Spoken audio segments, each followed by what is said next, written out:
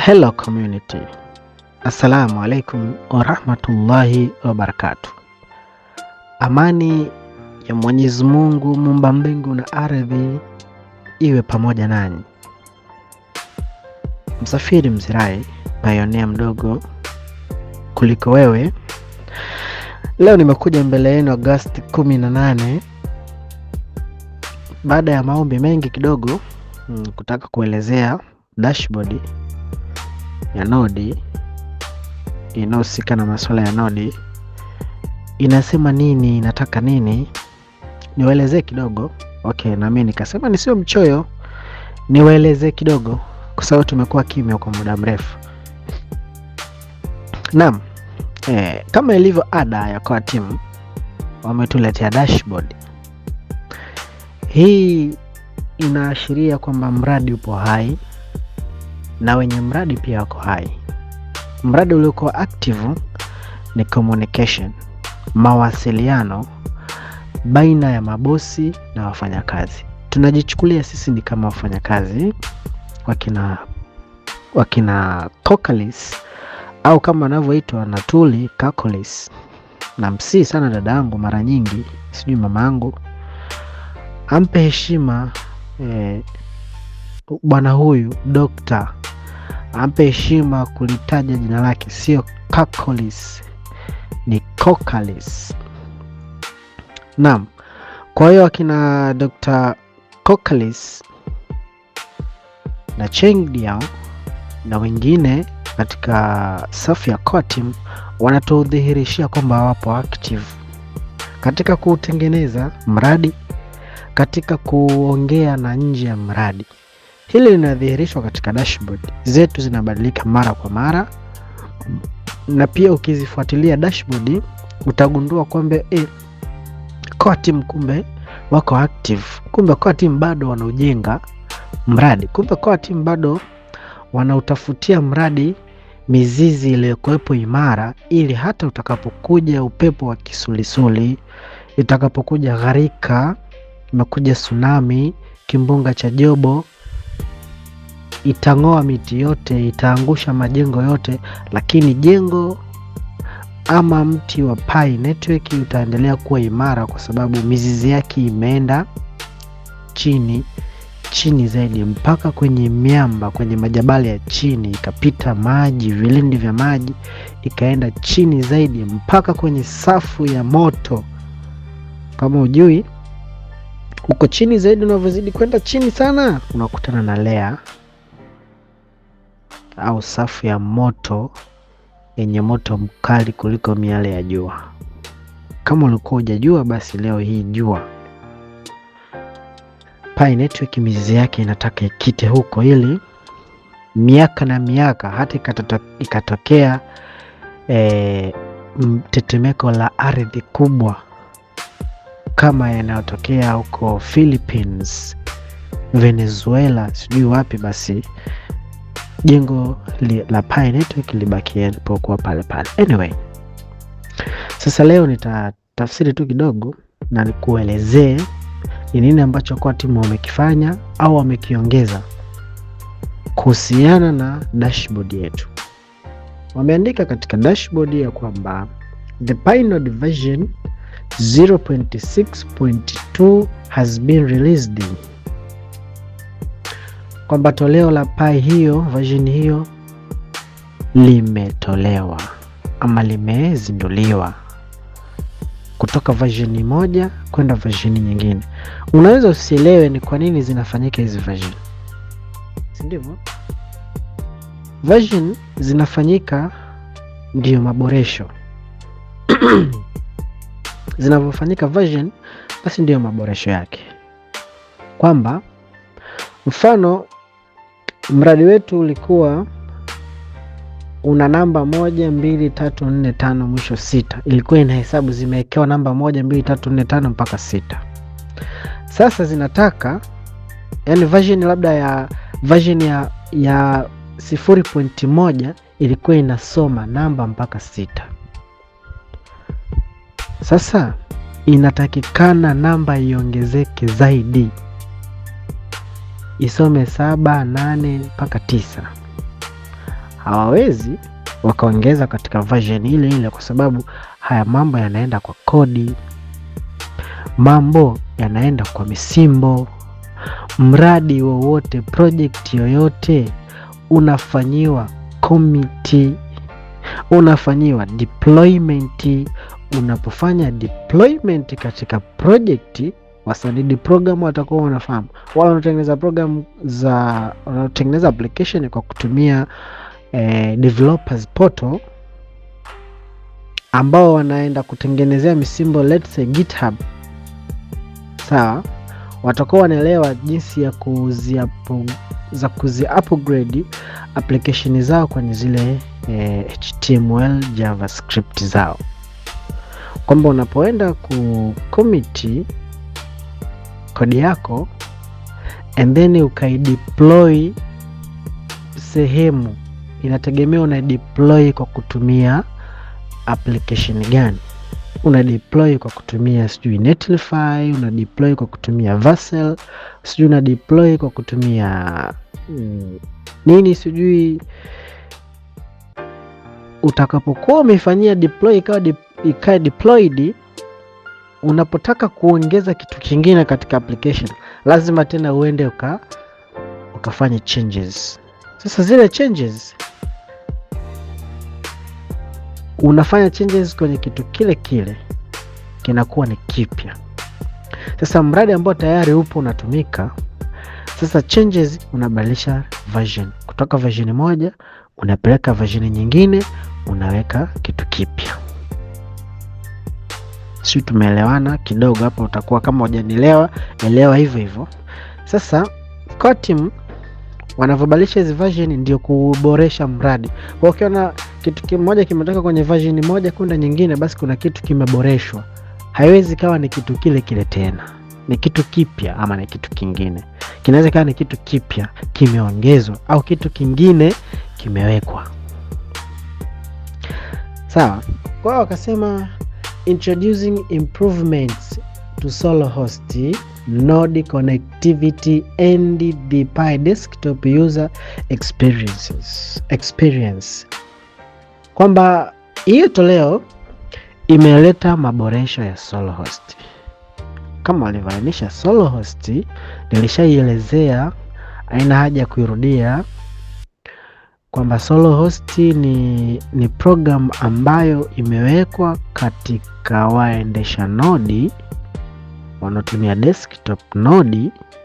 Ni application au ni program imewekwa ambayo itakuwa inasimamia application za AI na application nyingine ambazo zitaundwa ndani ya Pinode. Zote hizi zitakuwa zinasimamiwa na solo host, kwamba wewe mwenyewe utakuwa ndio host wa hiyo application, unaiendesha wewe kama wewe. Mzirai nimeunda application yangu, nitakapoiweka katika, itakapokuwa listed katika solo host au unlisted katika solo host, wewe utakaitumia, unaitumia kama ni application yako. Mimi tena sihusiki hapo, yani sitaona wewe nini unachokifanya katika hiyo application. Ndio maana ya hii solo host, kwa nilivyoelewa mimi. Ambapo hii ilizinduliwa katika kipengele cha Pi Today. Ilipofika Pi Today ndo akazindua kipengele cha solo host. Kwa hiyo wakasema improvement to solo host. Sawa. Na ni muunganiko node connectivity, ni muunganiko wa node and the Pi desktop user experience, na matumizi ya Pi desktop. Naposema Pi desktop unaweza usielewe Pi desktop ni nini. Kifupi sana, Pi desktop ni ile interface, ni ule muonekano wa juu, wa nje, wa karibu, yani ule muonekano ambao pale unapo download tu Pi, unapotaka ku download Pi node, hauwezi ka download kwenye simu. Yani Pi node haiwezi kukaa katika simu, inakaa katika kompyuta, either ni desktop ambao ni CPU pamoja na monitor yake ambao ni Central Processing Unit, au utatumia laptop, wengi tunaita PC. personal computer, sawa, yenye uwezo maalum. Una download node. Kudownload node, utaingia katika browser yako, utaandika node.minepy.com. Hiyo ndio website au ndio URL ya kuingilia kudownload node. Sijui http, waachana nazo, unaandika tu node.minepy.com. Una search, then utafungua node, uta install. Inategemea sasa utakuwa unatumia kifaa gani. Kama unatumia laptop yako ni ya Windows, utaklik Windows, utadownload. Kama unatumia laptop yako ni zile aina za Apple, kampuni ya Apple, iPhone ya kampuni ya Apple ambayo ni Mac, utaklik Mac, utadownload. Au kama unataka kutumia Linux, utaklik Linux. Ukisha install node yako ikafunguka, utailinki na application yako unaifanyia mining. Ile application yako unaochimba, kuna kodi utapewa, utazichukua pale kwenye node yako, utaenda katika pai yako unaochimbia, utaenda kwenye kipengele cha node. Ukigusa mbavu tatu, utaona kuna kipengele kimeandikwa node, unagusa pale, zile kodi unaziweka pale. Ukisubmit, account yako itakuwa linked na nini, na node yako. Ikishakuwa tu linked, ile ndiyo inaitwa Pi Desktop. Kabla haujafanya technical issues nyingine zozote, sio uja download Docker, sio ujafanyaje, hayo unaachana nayo. Ile tu ndio inaitwa desktop node. Tupo hapo. Kwa hiyo hii toleo hii nimeleta maboresho ya solo host kwa kutumia Pi Desktop, ambayo hii haihitaji mambo mengi, haihitaji si kompyuta yako ina uwezo mkubwa. Yaani kuendesha desktop haihitaji kompyuta yako hiyo ina uwezo mkubwa. Sawa? Unaweza kuwa na storage 200, RAM 6, processor ikawa ndogo kwa i5, ukaendesha Pi Desktop, ukatumia hata internet ndogo tu. Sawa? Okay. Kisha wakasema, in parallel Pi has successfully completed a distributed computing test through a solo host app. Wakati huo sasa, baada ya hilo toleo, wakati huo Pi imefanikiwa kukamilisha jaribio la distributed computing test through a solo host. Jaribio la distributed computing kupitia solo host app. Yani kwa timu, ukisoma maelezo sasa read more, kuna nodi 5. Katika zile nodi 420,000 kuna nodi 5 zimejitolea. Sijui zimejitoleaje, sijajua wamezichagua kwa kutumia mfumo gani wenyewe kwa timu wanajua. Huenda ni nodi zao wenyewe kwa timu, lakini wameandika ni nodi 5 tu ambazo zilijitolea kufanya jaribio la distributed computing. Distributed computing maana yake ni kwamba inachukuliwa nguvu ya kompyuta ya kwanza, nguvu ya kompyuta ya pili, ya tatu, ya 4 na ile ya 5. Kama walivyoainisha, wamechukua nodi 5. Kwa zile nodi 5 wamechukua nguvu ya CPU, nguvu ya GPU, sijui nguvu ya nini, wamezichukua zile nguvu wakazifanyia majaribio katika application au katika mifumo walioifanyia majaribio. Wakaona ufanisi wake wa kazi kwa kupitia hii version ya 0.6.2. Wamefanya majaribio ndani ya nini? Ya solo host application, ambao lengo kuu na nyewe pia wanasema further advancing the utility of Pi nodes beyond supporting the Pi blockchain.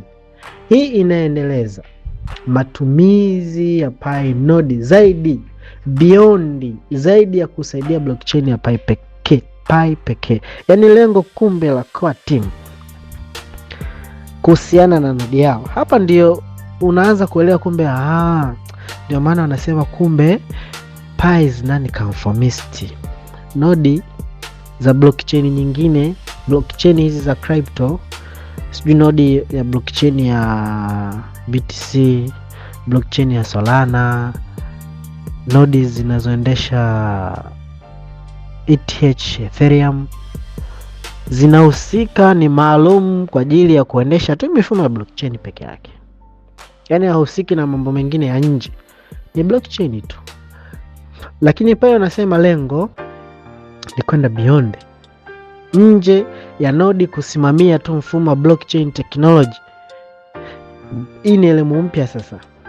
Kwa sababu tunavyofahamu, mimi nilivyokuwa nikifahamu, nodi itakuwa inasimamia mifumo ya kufanya validation ya transaction, kwamba tunavyofanya ile miamala, si ndivyo? Zile transaction zinazofanyika katika miamala ndio tunafanyaje? Inavalidatiwa na nodi. Nodi wanafanya consensus.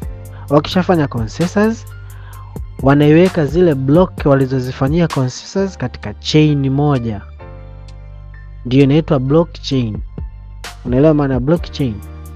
Hii miamala tunaofanya sisi, block moja inaweza kuwa na miamala 100, miamala 30, si ndivyo, kwa wakati mmoja.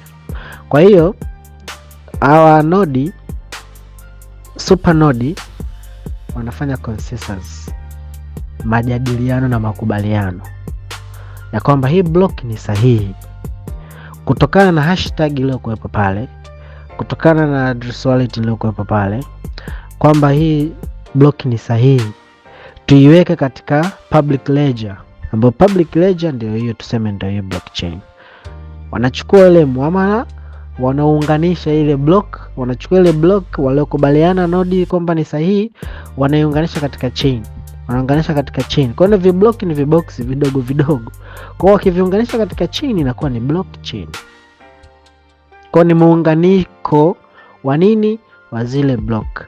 Kwa hiyo kazi ya nodi, ukimuuliza leo hii cryptomentor ambaye haifahamu Pi network, ukimuuliza kazi kuu ya nodi ndani ya blockchain ni nini, au kazi kuu ya nodi za cryptocurrencies ni nini, atakwambia kazi yake ni kuvalidate miamala. Sasa Pi wanasema wanaenda beyond. Beyond kwenye nini? Kuzisimamia application, kuivalidate pia application. Sawa? Kisha akasema together these updates make it easier to run and manage application on Pinode and Solohost. Maboresho haya kwa pamoja, these updates make it easier, yanafanya iwe ni rahisi to run and manage application, kuendesha na kusimamia application on Pinode and Solohost, kwenye Pinode na Solohost. Kwa haya maboresho haya yaliyoboreshwa, au hizi update zilizo-updateiwa, au hizi version zilizo-versioniwa ya 0.6.2 imeleta maboresho ya urahisi wa kuendesha na kuzisimamia application. Urahisi wa kuendesha nodi, sawa? Urahisi wa kuiendesha nodi na urahisi wa kusimamia application. Urahisi huo ni upi? Tutaelezana hapo baadaye. While advancing their distributed computing utility, huku yakiendeleza matumizi yake katika distributed computing. Huku swala lile lengo lao liko pale pale la kupanua wigo wa distributed computing, ni kutanua wigo wa zile nodi zote 420,000 ziweze kuchukuliwa nguvu yake yote na kufanya kazi katika application mbalimbali. Urahisi kwa timu walioweka kwa node runners na urahisi ulioweka kwa kutumia zile application. Urahisi uko hivi. Wale wanaoendesha nodi walikuwa wanapata ugumu katika technical issues mbalimbali. Wakati na tafsiri solo host, nadhani mtakumbuka nilisema hii solo host hii itakuja kuleta application. Watu wataunda application kabla hazijatokea hizi application au hivi categories hazijatokea. Nilielezea, rejea na usikilize. Nilisema zitakuja kutokea application. Kazi yake itakuwa ni wewe kuinstall application na kurun. Sawa? Yaani wewe ni install and run. Mnakumbuka kwamba nikasema leo hii mimi nikitaka kutumia nikitaka kutumia GitHub. Leo hii mimi sina uwezo wa kuelewa. Wengi hatuna uwezo wa kuielewa GitHub. Na ndio maana ikawa kutokana na ile elimu ya kutokuielewa GitHub, watu wakawa wanababaishwa. Na mtu mmoja alikuwa akiitwa Kosasi. Bwana Kosasi alituchapa sana. Cryptomenta wengi walidondoka kwa Kosasi kwa kumfuata na kumwamini kutokana na nini? Na kodi zake za GitHub. Wengi walidondoka. Nahisi sina hakika.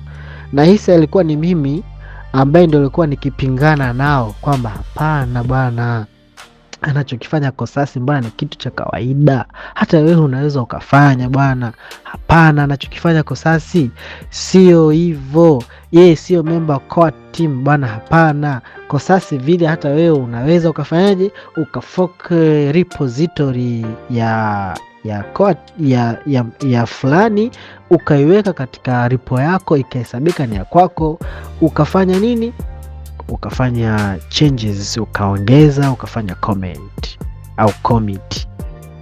Watu wakawa hawaelewi. Tulipewa screenshot nyingi za Kosasi zikionyesha bwana price ni hivi bwana, ni hivi, sijui dual price, sijui dual nini, atakifanya hivi, sijui kuna pure pi, sijui kuna nini. Tuliambiwa vitu mobu. Lakini sasa baada ya watu wengi kuanza kuiendea na kuitumia na kuielewa GitHub, wakaona kumbe michezo bana inawezekana. Hii ni michezo simple tu, kumbe hata wewe unaweza kufanya. Sasa hiyo ilitokea na nini? Watu kutokuwa na elimu ya kutembea ndani ya GitHub. Sasa hii solo host inakuja kufanya hivi. Wewe utadownload GitHub. Alafu ukisha download GitHub, ndani ya solo host kunakuwa na AI. Wewe unamwambia yule AI, bwana, nenda GitHub kwenye account yangu, alafu tafuta repo ya core team inayohusikana na masuala ya Pi price. Nenda kanitengenezee repo yangu kule, kafork ile account yao iwe ni kwangu, na mimi nataka nionekane ni sehemu ya contributor kwa ile repo ya Pi. Yeye anaenda atafanya kila kitu, anakuletea mpango kazi wako unauona. Leo hii tumeletewa urahisi. Mfano, ndugu yangu William Masumbuko amekuleteeni urahisi jinsi ya kutengeneza application kwa kutumia Lovable, si ndivyo? Sasa wewe si unaingia kwenye Lovable mwenyewe, alafu unaanza kumwambia Lovable, sijui nitengenezee application yenye maudhui 1 2 3, sijui niwekee na picha hii, sijui hivi, si ndivyo? Afu yeye anaandika ile Lovable anaandika kodi kwa niaba yako. Sasa kwenye solo host una uwezo ukamwambia AI fanya 1 2 3 na kamilisha kila kitu, na ukishaikamilisha peleka kwenye ecosystem, weka huko, alafu yeye akafanya kila kitu. Hiyo inawezekana. Sasa kwa team walikuwa wameshapata changamoto za pioneer wanao run node kuhusiana na swala zima la open port. Kipindi cha nyuma wakati naelezea solo host nikasema leo hii wanao run node wanapata usumbufu mkubwa sana kwa kuingiza command. Leo hii ili uikamilishe Docker kuna macommand mengi unatakiwa uyaandike ambayo nikikuelezea wewe hutaelewa. Au masuala ya WSL, sio Windows Subsystem for Linux, masuala ya Ubuntu, uangalie virtualization ya kompyuta yako iko enable au ni disabled, uifanye iwe enable. Uangalie sio BIOS, sio uangalie vitu gani, mambo makodi kibao, sio au ma command prompt, sio ingia kwenye PowerShell au ingia kwenye CMD. Mambo ni mengi, lakini sasa nikakwambia kupitia solo host haya yanaweza siwepo. Leo hii wewe ukainstall Docker alafu solo host kupitia applications hapo kwenye solo host akamaliza kila kitu. Sasa kitu ambacho kilikuwa kinawapa changamoto Pioneer ni port forwarding. Port forwarding ilikuwa inawapa changamoto Pioneer kufungua poti, kwa sababu open poti kwanza inahitaji router yenye uwezo wa public IP. Hilo ni lazima, mpaka sasa hivi ni lazima upate router yenye public IP address, and then uingie ndani ya router yako, na kuingia ndani ya router yako mpaka uwe na username, uwe na password ya admin, uingie ndani ya router. Ukishaifungua ile router sasa mule ujui unaingia katika kipengele gani, sio uingie kwenye firewall au uingie kwenye service au uingie sio kwenye nini, uingie mambo uje ukipata hicho kipengele cha kuadi rules za hizo poti zako ni mtihani. Kuna sehemu ya kuandika IP address ya kompyuta yako. Kwanza kuipata hiyo IP address ya kompyuta yako, leo hii wapo wengi wanatumia kompyuta. Mwambie bana IP ya kompyuta yako ni ipi, hajui. Jinsi ya kuipata yenyewe ni mtihani. Uingize kodi ndio upate. Ujue unaiweka wapi, ni kwenye destination au sio kwenye endpoint, unaweka wapi, unajaza nini. Mambo yalikuwa ni mengi sana. Sasa watu hili wengi likawakatisha tamaa ya kuwa super node runners. Kwa timu wakasema kwa nini mpate tabu wakati sisi tupo? Kwa nini mpate tabu wakati solo host ipo kwa niaba yenu? Wameleta kipengele ndio kwenye dashboard wakaandika pale kwenye dashboard, imeandikaje kwenye dashboard? Wameandika together these updates make it easier to run and manage application on Pi node and solo host. Make it easier to run, inafanya urahisi na wepesi wa kurun node. Kama kuna mtu alikwambia sasa jamani kurun node ni mtihani, sijui na nini na manini, sasa kwa timu wameleta solo host ambayo inafanya kwa easy. Wameleta kipengele gani? Wameleta kipengele kinachoitwa UPnP ambacho ni Universal Plug and Play. Universal Plug and Play, UPnP wameleta hicho kipengele, au tuseme ni application wameleta. Sasa hii kazi yake ni kusoma router yako inahitaji configuration gani. Yeye mwenyewe huyo UPnP ataingia ndani ya router yako kiautomatically. Ukishampa tu ruhusa ya connect automatically, yeye mwenyewe ataenda ndani ya router yako, atafanya configuration. Akishahakiki router yako ina uwezo wa hizo config, atakachokifanya ni kuunganisha zile poti zako. Yeye mwenyewe ataziunganisha poti zako na router yako, zitasomana na node yako, zita display katika na open port ya router yako kwamba poti zako zimekuwa open. Kabla ya hapo wale tulikuwa wanafanya manually, zilikuwa zinafunguka poti 3, 4 katika poti 10. Poti za Pi zipo 10, lakini zilikuwa zikifunguka, zimefunguka sana ni 5. Lakini walivoleta kipengele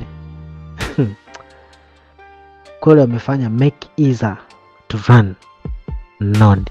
Ni rahisi sana. Kitendo cha kukliki, kama router yako ina support public IP, mchezo unaishia hapo hapo. Poti zote zinafunguka.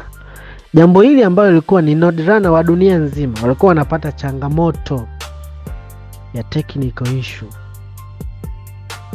Leo hii technical issue imepunguzwa na Solohost kwa kupitia V ya 0.6.2. Wakaleta kipengele kingine wamekita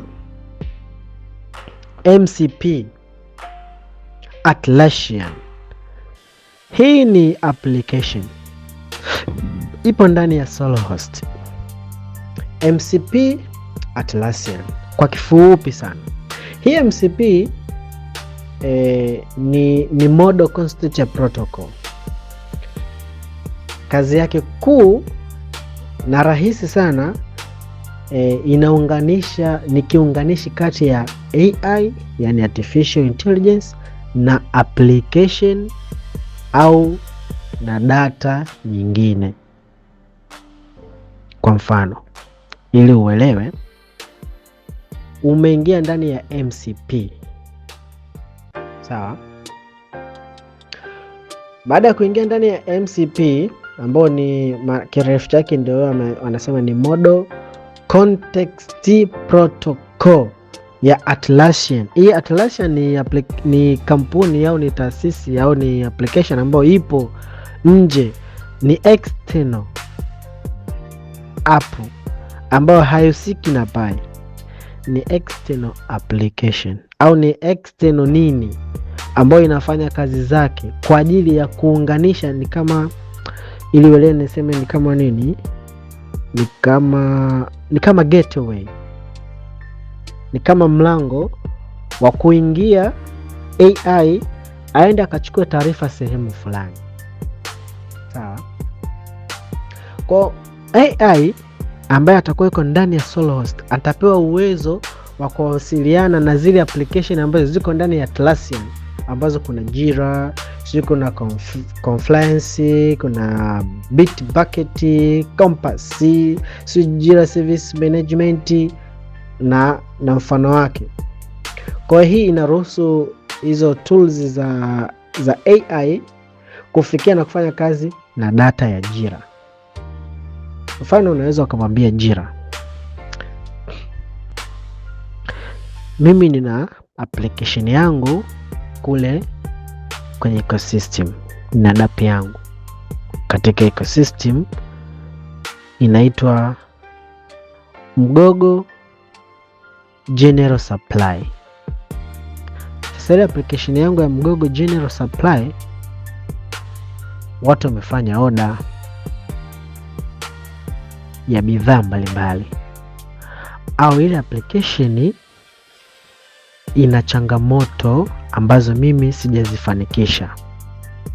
Sasa namwambia AI kwa kutumia MCP Atlassian, bwana, hebu nenda kule katika ile application yangu ya Mgogo General Supply, angalia ina bugs gani au ina mapungufu gani au ina taarifa gani, alafu uniletee. Kwa yeye AI anaingia ndani ya Jira, ambao Jira ni miongoni mwa naniliu zinazoendeshwa na hiyo Atlassian. Kwa anaingia ndani ya Jira, Jira anampa ruhusa au anampa uwezo yule AI kuifikia application yako. Anaangalia changamoto, anaangalia activity zote, anakurejeshea majibu. Sasa hayo majibu anakurejeshea vipi? Kwa njia gani? Kwa timu wakaweka kipengele application nyingine inaitwa Open Cloud. Hii ni app haya nakusomea na kukwambia yapo katika dashboard yako. Wameweka kipengele katika ndani ya Solohost kinaitwa Open Cloud. Hii Open Cloud ni personal AI, ni AI binafsi ambayo inatumika locally. kwa unaiendesha katika kompyuta yako, ambacho hii OpenClaw inafanya kazi, inaweza kufanya kazi kwenye WhatsApp, ikafanya kazi katika Telegram, ikafanya kazi sijui Discord, ikafanya kazi Instagram, sawa? Kwa hiyo itafanyaje kazi hii OpenClaw? So umeinstall katika desktop yako, alafu mimi ninayo WhatsApp kwenye simu yangu.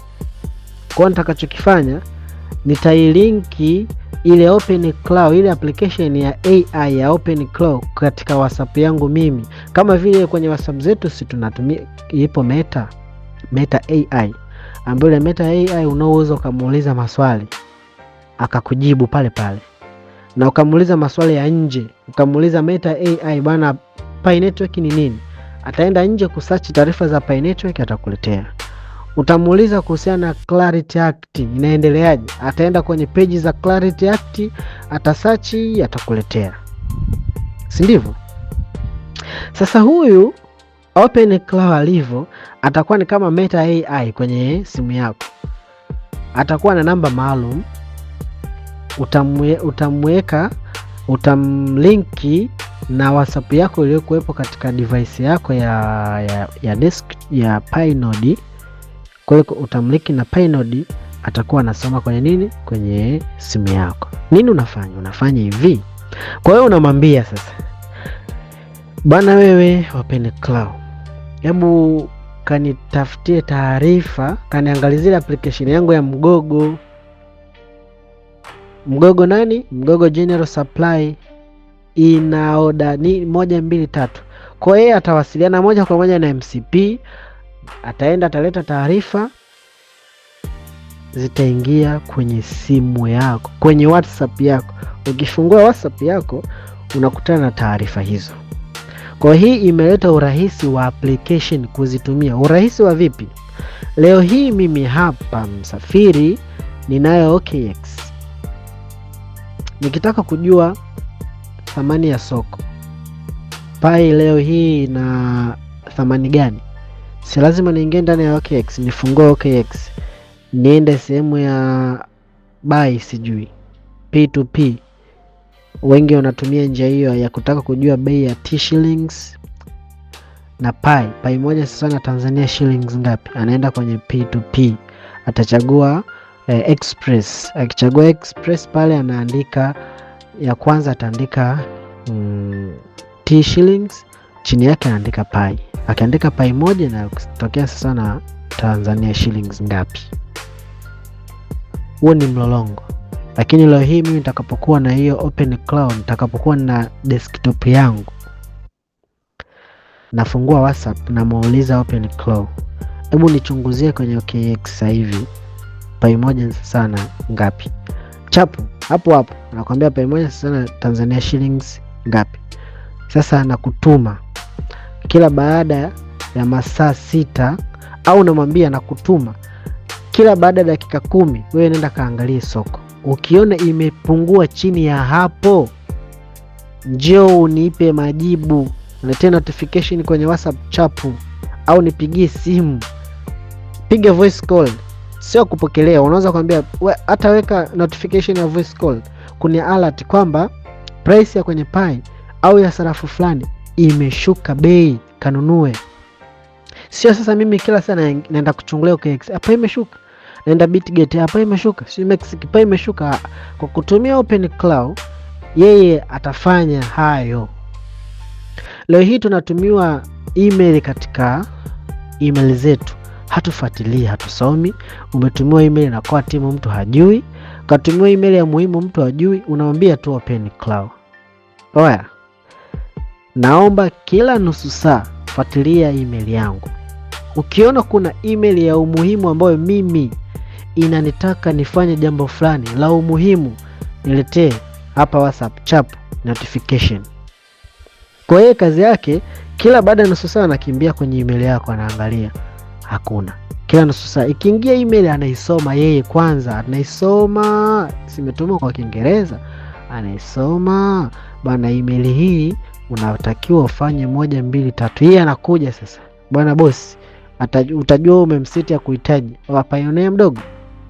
Leo umepokea email kwa timu wanakuambia nenda ka update application yako, au kwa timu wanakuambia nenda kafanye 2FA, 2 factor authentication ni muhimu, kwa hiyo ni lazima, umekewa deadline, mwisho tarehe fulani, mwisho muda fulani. Sawa. Yeye unafanyaje? Umekaa umesha kukumbusha. Unamwambia naomba uniangalizie application yangu ya Pi Network na Pi Browser kule kwenye Play Store. Ikiwa inahitaji tu ku update, niambie, nenda ka update. Kwa yeye anasubiria ikiwa tu ime expire, moja kwa moja ni yeye anafahamu, anaenda nafanyaje, anai-update. Kwa hiyo umekaa, yeye anafanya kazi kwenye application zote kwa niaba yako. Leo kule katika ecosystem kuna application chungu na mzima. Ni kitendo cha kumwambia bana, niingia katika ecosystem, nataka uniangalizie, unichambulie kwa majina application za Watanzania tu, niorodheshe hapa. Chap kwa haraka ameenda, sekunde ni 5, amerudi na orodha ya application za Watanzania wenzako wote hizi hapa. Bana, nataka uniletee application zinazofanya mauzo yanayozingatia GCV, Global Consensus Value tu. Hizo ambazo hazizingatii GCV achana nazo. Yeye anaenda na kuletea hizi hapa. Huo ndio urahisi. Make it easier to use Pi Node and application kwa kutumia solo host. Ndio urahisi huo ambao Coateam amekuletea. Kwa hiyo lengo la Coateam sasa ni kuiunganisha dunia ya AI, ya artificial intelligence, kuwa ni rahisi than you think, kuwa ni rahisi zaidi ya ulivyokuwa unafikiri wewe. Kwa AI itakuwa unaimiliki kiganjani mwako, alafu ni locally. Kwa hiyo wewe utakuwa unampa uwezo, unampa tu nafasi. Bana, ninapopokea notification, ujumbe, mfano labda na chati na nani, na chati na Johari, bana mimi naomba kila Johari atakaponitumia ujumbe, naomba mjibu, soma ujumbe wake, mjibu. Kwa hiyo atakuwa anasoma na kujibu, anasoma anajibu. Bana, grupu fulani mimi siwezi kusoma zile message zake, si ndivyo? Wewe utakuwa unasoma kwa niaba, watakokuwa wamenitag mimi utawajibu. Yeye anajua, kwa sababu majibu si hapo. Bwana kiongozi Mzirai, naomba unisaidie changamoto ya application yangu, mimi imekwama sijui wapi. Sio mimi nikujibu, hapo hapo unajibiwa na Open Cloud. Chap kwa haraka anakujibu. Ili utatue changamoto, tuma screenshot ya changamoto yako, unatuma. Ukituma na reply, bana hapa fanya hivi. Bana kiongozi, mimi nimefanya KYC, nimekwama hapa. Anakuambia tuma screenshot. Kwa hiyo utaona unachat na Mzirai, kumbe unachat na AI. Unataka urahisi gani? Sasa huu urahisi utakuwa ni mkubwa kwa sababu unatumia computing ya node ya Pi Network. Wameandika Coateam well advancing their distributed computing utility, huku yakiendeleza matumizi yake katika distributed computing. Hii ndio muendelezo wa matumizi yake ya distributed computing, ile nguvu ya kompyuta ya Pi Node itakuwa inaenda kutumika nje, beyond, kama walivyosema, beyond blockchain, nje ya blockchain. Kwa node hazitatumika sasa tu kwenye blockchain, zitatumika na application nyingine. Kwa leo hii watengeneza application, watengeneza AI, wataona njia nzuri ni ya kutumia nini? Kutumia node. Sio kutumia tena sijui kutumia Microsoft Azure, sijui kutumia Google Cloud, kwenda kulipa mamilioni ya pesa, mamilioni ya dola. Wataachana na hiyo. Wataona kwanza hiyo Microsoft Azure cloud zao hazina nguvu kubwa kama nguvu iliyokuwa kwenye nini, kwenye nodi za Pi.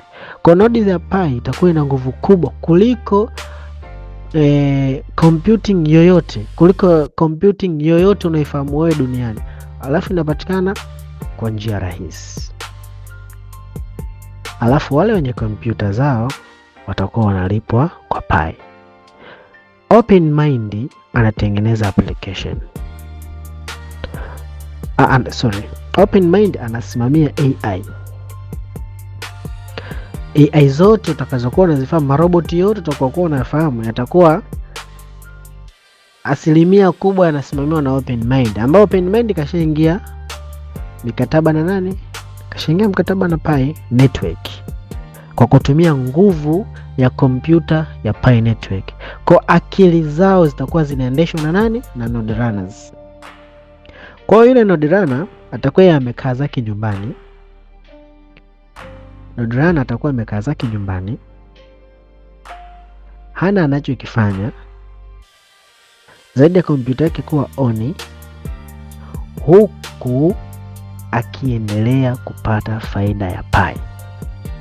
William Masumbuko ametuletea challenge, baadhi akaianza yeye, jinsi gani ya kupata kipato ndani ya ecosystem. Ndani ya ecosystem kuna njia nyingi za kujiingizia kipato. Kutengeneza application, sio kwa ajili ya elimu, kwa ajili ya kuuza bidhaa mbalimbali, si ndivyo ndani ya ecosystem. Sasa challenge nyingine ambayo na mimi nakupa, kama ulikuwa umelala, amka. Kurun node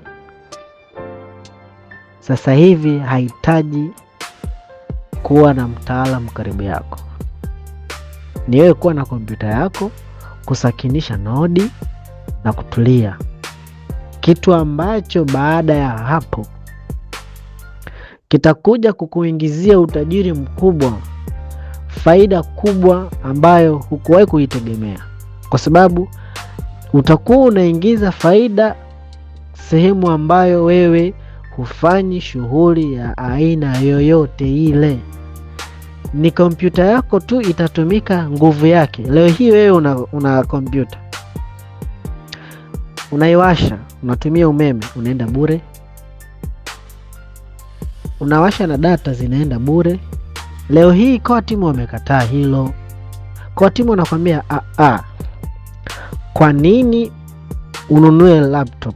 Kwa nini ununue CPU alafu ikumalizie umeme bure, wewe usipate kitu?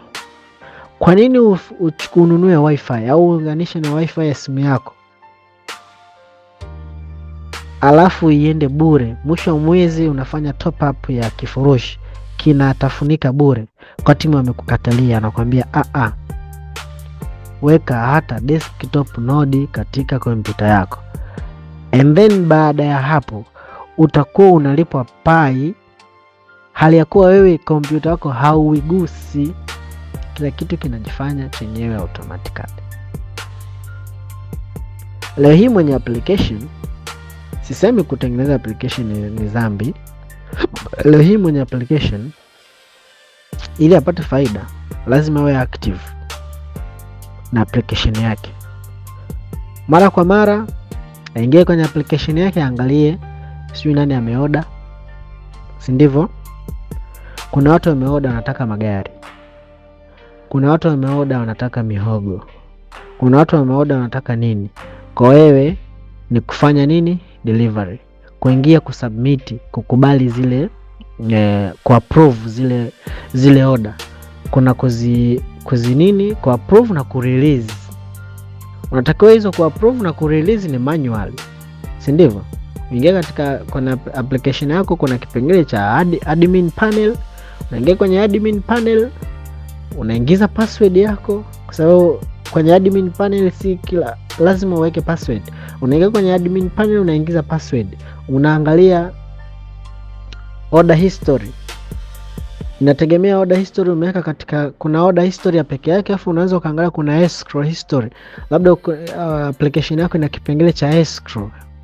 Kwa watu wameorder application kwa kutumia escrow, kwamba hawawezi pai zao zikawa released mpaka wafanyiwe delivery. Sawa? Kwa wewe unatakiwa uende uka approve na kurelease ile order.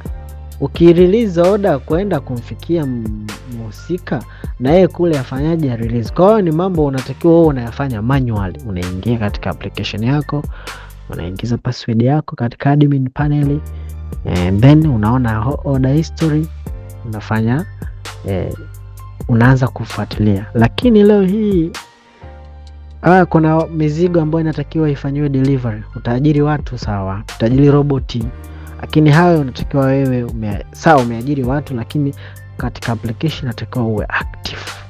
Lakini kwenye Node kumetengenezwa tena application. Yaani kwenye ecosystem kuna application, kwenye Node kuna tengenezwa application. Node application ambazo zitakuwa ni local, zinajiendesha zenyewe. Wewe tu ni kutoa tu taarifa umeka zako nyumbani na simu. Hata usipofanya kitu, kompyuta yako inatumika tu, nguvu yake inachukuliwa, inakodishwa huko. Sijui BOT inachukuliwa, Node yako inakodishwa huko kwenye viwanda vya mafuta. Nachukua Node yako inakodishwa kwenye makampuni ya magari yanayotumia AI, sijui ya Tesla. Nachukua Node yako inaenda inakodishwa wapi? Wanakurudishia pai, mnagawana pai. Nachukua Node yako inapelekwa kwenye consensus huko ya validation mbalimbali. Inawezekana blockchain ya pai ikawa inakodishwa na blockchain nyingine ambazo hawana uwezo wa kuunda ya kupata watu kwa ajili ya kutengeneza Node. Sawa? Blockchain ziko nyingi, wanahitaji kuwa na Node zao binafsi. Wanashindwa kwa sababu hawana users. Kwa Node ya pai inaweza kukodishwa na blockchain nyingine. Leo hii usishangae Bitcoin na kusema tunakodisha bwana Node ya pai. Tunaona hawa kwetu wameshindwa magarama, kumbe ni makubwa hivi. Kwa hata wale wa miners wa Node, miners wa BTC watana sambaka ni magarama. Kuliendesha hili limtambo la kufanya mining ya consensus ya BTC, alafu tena ya consensus zenyewe ni ya kipuuzi, analipwa mmoja tu. Kila baada ya dakika 15 analipwa mmoja katika mamia ya node runners wa BTC. Ata switch off, BTC alizozipata zinamtosha na amia kwa run node ya pai. Kwa BTC wataona sasa tukodisha nguvu hii, inakodishwa huko, unalipwa kwa pai. Yaani unalipwa kwa pai. Yaani umekaa, umelala, umeamka, umelipwa kwa pai. Kwa hiyo fursa hizi tuzifanye tukiwa hai. Tusisubirie kipindi kile sasa tupotea maji, tia maji. Kwa hiyo mimi ndio nilichokiona kwa timu amekiweka katika version hii ya dashboard yetu ya version ya Node ya 0.6.2. Wamefanya imekuwa ni rahisi zaidi kurun Node. Kwa sana wameweka katika kipengele cha open port forwarding ambacho wameweka hiyo UPnP UPnP. Pia wakaongeza application mbili ambayo ni MCP Atlassian pamoja na hiyo Open Cloud, ambazo zote hizi zinasimamiwa na mwenyewe Solohost, ambao Solohost wakati anakuwa released aliwekewa application moja ambayo ni ya nini, ilikuwa inaitwa Hermes. Kwa Hermes leo ameongezewa wenzake. Kwa tunategemea kesho na kesho kutwa wakaongezewa na wengine na wengine na wengine. Leo hii mwisho wa siku watu wakahamisha mawazo ya kutengeneza application ndani ya ecosystem kule, wakaanza kutengeneza application ndani ya nini, ndani ya Pi Node. Lingine ambalo nimeona nitake kuwashirikisha, kuwazindua kama ulikuwa umelala. Maoni yangu ama mawazo yangu mimi, mjumbe au mawazo sio ni mjumbe, sio nini, wow, sio nini, anyway ni kwamba inavyoonekana kwa mbali Core Team wana mpango wao. Pioneer tuna mipango yetu. Mpango wa Core Team haujulikani, lakini mpango wa Pioneer unajulikana. Mpango wetu sisi ni kuichimba sarafu ya Pi. Baada ya hapo tumeshaichimba sarafu ya Pi, tuwepo nayo katika wallet zetu, tukiwa tunasubiria kitu kinaitwa open mainnet au full open mainnet au full decentralized mainnet. Tunakisubiria hicho tuweze kuitumia Pi yetu kwa kuibadilisha kwa fiat currency ya $314,159 kwa kipande kimoja cha Pi. Tukibadilisha kipande kimoja cha Pi kuwa dola za Marekani 13,159, tupate T-shillings, tupate kwacha, tupate euro, tupate yuan, si ndivyo? Hayo ndio malengo yetu sisi Pioneer, lakini malengo ya Core Team hatujui mawazo yao, kwa sababu wanazungumza wenyewe kimya kimya, wanawaza wenyewe kimya kimya, watushirikishi sisi mawazo yao. Wanachotushirikisha ni muendelezo wa mradi, lakini yale ambao wameyapanga hatuyajui, kwamba je ni kweli wako sambamba na sisi katika GCV. Mimi binafsi sifahamu, labda mwenzangu unafahamu.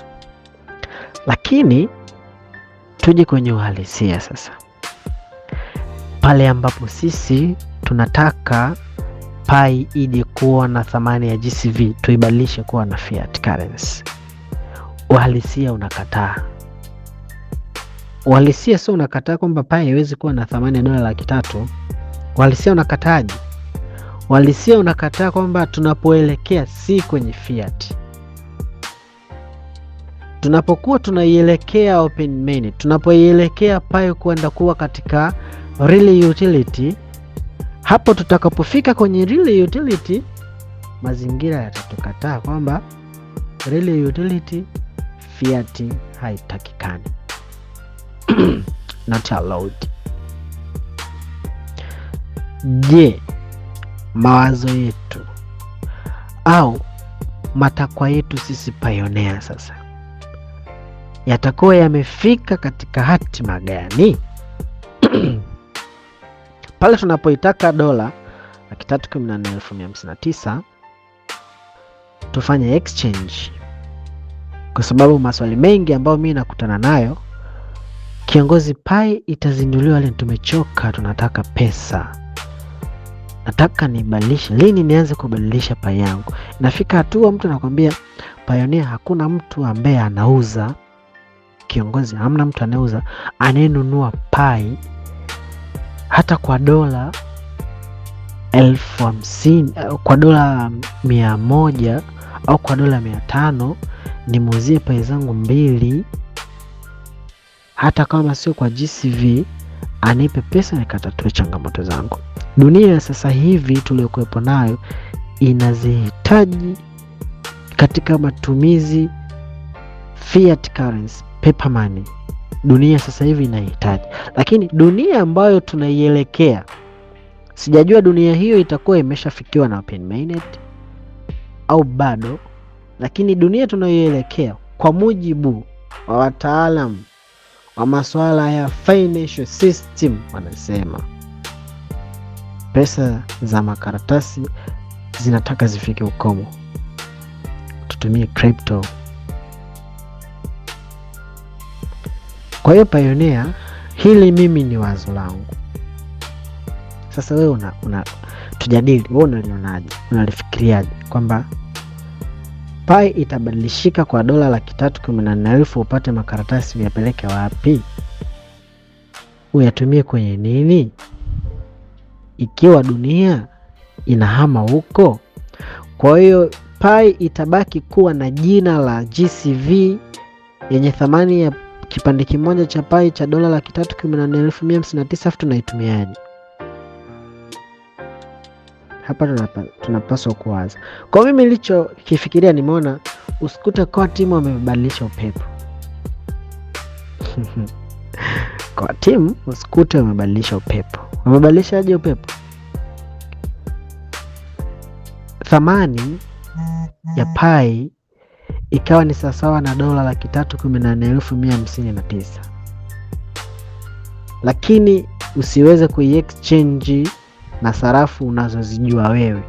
Usiweze kuiexchange na Tanzania shillings, usiweze kuiexchange na USDT, au usiweze kuiexchange na USD, ikawa not exchanged na kwacha, sawa, ikabaki pale pale kwamba kipande kimoja cha pai ni sawa na Tanzania shillings 800,000. Kwa hiyo mimi ninapotaka kwenda kununua kitu nina pai yangu. Sasa pai yangu ile itathaminishwa. Sasa leo hii nataka nikanunue pikipiki, natoa mfano. Nataka nikanunue pikipiki. Nimeenda dukani, hawapokei malipo kwa fiat, wanapokea malipo kwa crypto. Na miongoni mwa crypto pai inaruhusiwa. Kwa mimi naenda dukani, pikipiki hii ina thamani ya $3,000,000 au $5,000,000 tufanye. Pikipiki nataka kununua na thamani ya $5,000,000. Inaangaliwa pai moja kwa thamani ya GCV sawa na Tanzania shillings ngapi? Tanzania shillings 5,000,000 sawa na pai ngapi kwa GCV? Kwa nitalipa labda 0.002, nitalipa, nachukua pikipiki naondoka. Nataka niende dukani, the same, nalipa pai naondoka kwa thamani ya GCV. Ninalipa kwa pai.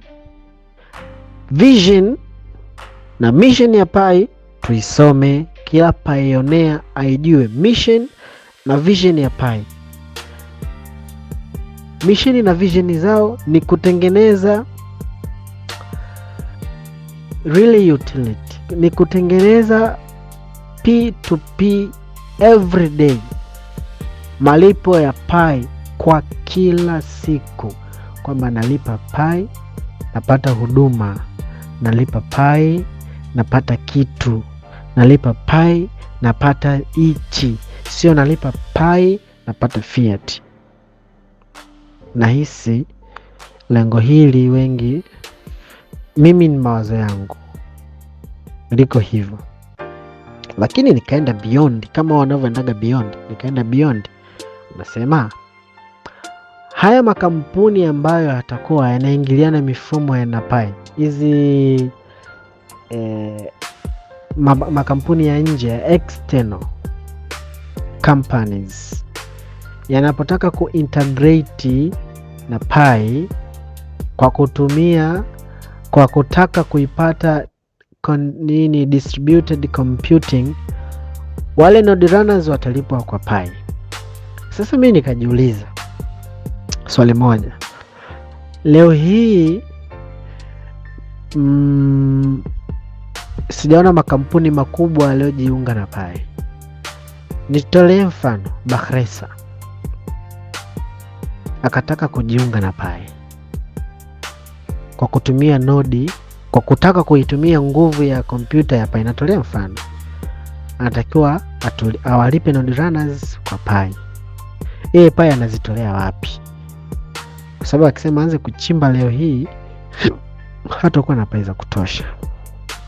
Nikawaza, pai zinauzwa? Kwa kama pai zinauzwa, watanunua, watalipa kwa pai.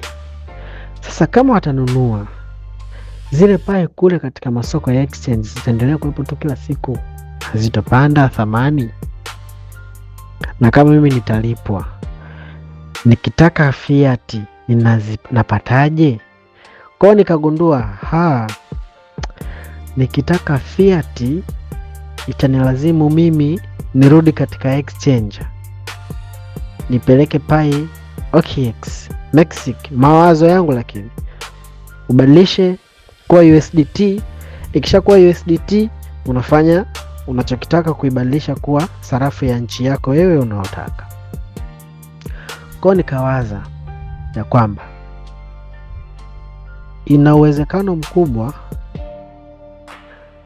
hii nafasi ambayo tumepewa sasa hivi na core team ya kipande kimoja cha pai kupatikana kwa Tanzania shillings 200 mpaka 300 ni fursa kubwa kwa Payoneer, kwa sababu mradi utakapoingia full open mainnet, utakapokuwepo katika full decentralized, thamani ya pai iliyokuwepo katika masoko ya exchange haitokuwa tena Tanzania shillings 200, itakuwa ni zaidi ya 200. Haitakuwa tena 0.86 0.086 kwa pai moja. Hapana, inaweza ikafika mpaka pai moja sasa na $10.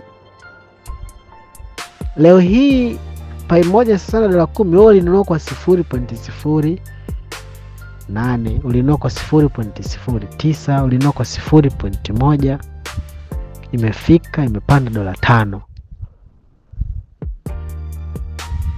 Je, utakuwa uko wapi? Umenunua pai za $100 kwa thamani yetu ya leo hii. Kwa thamani yetu ya leo unapata pai karibia 1,200. Pai 1,200 umenunua kwa dola 100. Pai karibia 1,200. Sasa kama pai karibia 1,200 umenunua kwa $100, alafu pai ikapanda thamani ikafika $5 tu, una dola karibia 6,000, na dola 6,000 na sasa dola 6,000 ukasema mimi dola 6,000 hizi mimi nazibadilisha kwa fiat. Uko wapi? Unakuwa uko wapi? Unakuwa una milioni 16 za Kitanzania. Milioni 16. Sasa milioni 16 na wewe ulitumia dola 100, ambapo dola 100 kwa rate sasa hivi ni 260. 260. Kwa kwenye milioni 16 ukitoa 260, maana unapata kwa rate itakayokuwa una dola 6,000 na kwa rate 2,600 kwa dola moja, una Tanzania shilingi milioni 16 200,000. Kwa toa 200,000 ambayo ulinunulia pai, unabakiwa na milioni 16, ambayo milioni 16 umenunua kwa dola 100, ambao ndani ya miezi 10 ijayo au mwaka mmoja ujao pai reach mpaka kwenye dola kufika mpaka kwenye dola 5 inawezekana kwa mwaka mmoja, yani miezi 12 inayofika. Hifadhi maneno haya, inaweza ikafika kwenye dola 5, ikaround kwenye dola 3. Kwa dola 100 yako leo ndani ya mwaka mmoja inaweza kukuingizia milioni 10. Kuna watu sasa wamenunua pai zaidi ya hapo. Mtu kwenye akaunti yake ana pai 7,000, 5,000, mtu ana pai 6,000, ana pai 3,000. Kwa hiyo fursa anawapa. William Masumbuko alisema kwenye pai ecosystem kuna fursa nyingi za kufanyaje, za kutengeneza application. Kwa mimi nakupa fursa 2, usiziishi nazo kizembe. Fursa ya kwanza, run node, yani wekeza maarifa kwenye run node. Na run node sasa hivi inahitaji maarifa makubwa, ni just clicking tu unakuwa tayari ni node runner. Anyway, fursa ya pili nakupa ni katika masoko ya exchange. Tenga pesa ambayo hauna matumizi nayo kwa sasa hivi, pesa ulizoziweka benki, nunulia pai. kuna mtu mimi mtolee mfano, Mpuzu. Sawa, Mpuzu yeye, Mpunzu, yeye aliuza asset zake, aliuza mashamba, sijui viwanja, akagombana na familia. Mpaka leo hii kuna watu kwenye familia haongei nao. Akanunua pai. Kwa alivyonunua pai ameziweka kile kiwanja au ile shamba aliliuza, ameliuza kwa milioni 1, thamani ya milioni 1, akanunua pai za milioni 1. Sasa tumpe Mpunzu miaka 3, si amenunua pai za milioni 1? Tumpe Mpunzu miaka 3, alafu turudi kwa jirani, turudi kwenye lile shamba, lile shamba aliloliuza kwa milioni 1, turudi pale pale, alafu tuende na mteja kwenye lile shamba, tumwambie bwana, tunataka tukuzie hiki kiwanja, tunataka tukuzie ile eneo, kwa sasa hivi ni shilingi ngapi? Itafika milioni 20. Tuulizane, itafika milioni 20? Yaani leo umeuza shamba lako, baada ya miaka 3 litakuwa limepanda thamani ya kutoka milioni 1. Thamani ya leo shamba lako ni milioni 1, baada ya miaka 3 shamba lako itakuwa limefika thamani ya milioni 20? Jamu ni hapana, haiwezekani kufika mpaka huko kwenye milioni, labda imezidi sana milioni 5, ita around hapo kwenye milioni 5, kwamba maana hili linunua milioni 1, leo hii naliuza milioni 5, inawezekana. Alafu tumgeukie Mpunzu, bwana, hapa miaka 3 ya nyuma uliopita uliuza ile shamba milioni 1, ukanunua pai. Zile pai za milioni 1 sasa hivi tuziuze, una thamani gani? Alafu tuangalie, je, alifanya kitu sahihi au hakufanya kitu kilichokuwa sahihi? Kila mtu hapa majibu atakuwa nayo. Baada ya miaka 3 pai kwenye masoko ya exchange haitakuwa na thamani ile tena tuliokuwa tukiishi nayo mwanzo, kwa zile idadi za asset zako ulizokuwepo nazo ambazo ulizibadilisha na physical asset nayo tuseme ni nini, niseme yani asset inayoshikika au inayoonekana. Kuna watu wana maeneo, wana mashamba, kuna watu wana viwanja, wana asset ambazo anasema hii mimi nimenunua viwanja vingi ili baadaye nije niuze nipate faida. Yaani mtu amenunua maeneo sio kwamba afanyie maendeleo, hapana, amenunua kama biashara, amewekeza. Asset ni uwekezaji, amepanda miti kuwekeza. Sisemi kwamba sasa watu wauze maeneo yao, hapana. Lengo langu ni kutaka kukuonyesha umuhimu upi sasa hivi unatakiwa wewe kiwanja chako kiwe ni kipi. Maisha yamebadilika. Sasa hivi watu wasinunue mapori. Kama una hela umepanga kununua pori, hilo pori nunua asset hiyo ya pori, ibadilishe, inunua kidigitali. Sasa hivi nunua crypto, sio lazima ununue pai.